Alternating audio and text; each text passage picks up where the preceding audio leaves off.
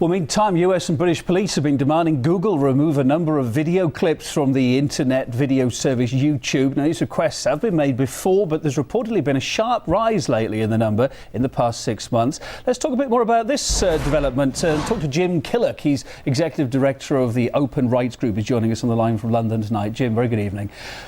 When officials and governments ask for the removal of online videos, isn't that blatant censorship, or have I got that wrong?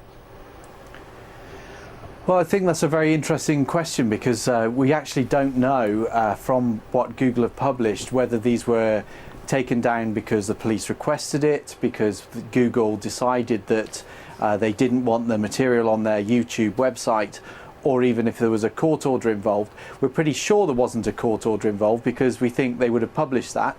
But it appears that actually what's happening is that the Google's own policy is to remove this sort of content.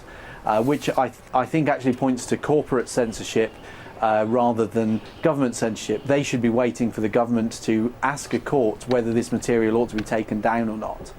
I'm just reading a little bit more into this now. It seems that police asked the media to provide unused footage of the riots. Now, is that crossing the line, though, where media freedom becomes police intelligence gathering?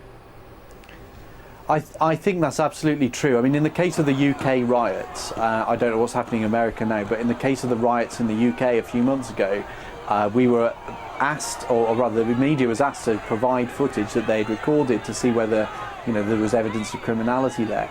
That's wrong because the media may well be asking people questions. They need to be able to film in a way that people are, actually respect them and don't try to attack them as some sort of surveillance outfit.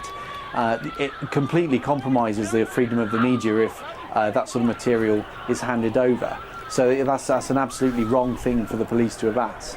Well, the official calls to remove these videos is put down to protecting people's privacy, of course, that there's security, to avoid hate speech. Who decides where that line is drawn, though? Well, this is the question, and it has to be a court. An open court can look at the material, the media can report what's going on, and if material is asked to be removed, at least that is done in a publicly accountable way. The problem comes, I think, in the situation we see now here with Google, is that the police are advising Google, it appears, of what material might be breaking the law, and then Google decides to censor that material without a court order. Now, you can sort of understand that on the one hand because YouTube is it's a platform and a site, it's not a search engine, but really it is working in exactly the same way. It's a public platform for us all to use, and it is wrong for Google to start making those judgments without the appearance of a court. But I suppose the flip side is, a lot of people would say that there is a need for rules so that people are protected from those who want to spread trouble via the web. Yeah, there is a framework for that. It is called the rule of law, and the rule of law involves courts. If you remove the courts from that system and just say, well, let's have corporate entities deciding what should or shouldn't be on the web, then you stop having the rule of the law, and you have, in fact, effectively vigilante justice operated by corporate entities, and that's wrong. Of course, another story running parallel to this has been in the news the last couple of days. Just a couple of days ago, we saw, didn't we, that WikiLeaks is going to go on hold for now because several online financial institutions have shut off their donations. Now, we've seen this story today. I mean, the internet's supposed to be an open platform. Who's pulling the strings, do you think? Well, I think here we see United States government pressure on those companies, and again, that is absolutely wrong.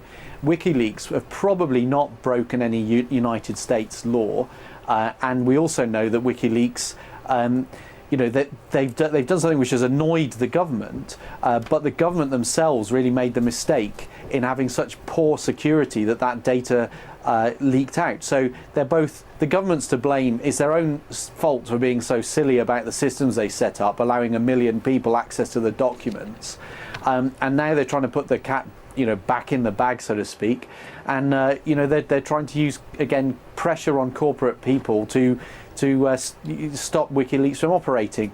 They need to take WikiLeaks to court. They need to establish that what they're doing is unlawful, and then you need to go with a court order to those companies. And if those court orders not in place, and those companies are simply doing what the government asks them to behind closed doors, then again we see a complete failure of democracy and an undermining of people's right to free speech and to organise online.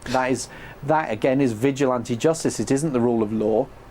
Jim Killick, Executive Director of the Open Rights Group, on the line from London tonight. Thank you for your thoughts on this news subject today.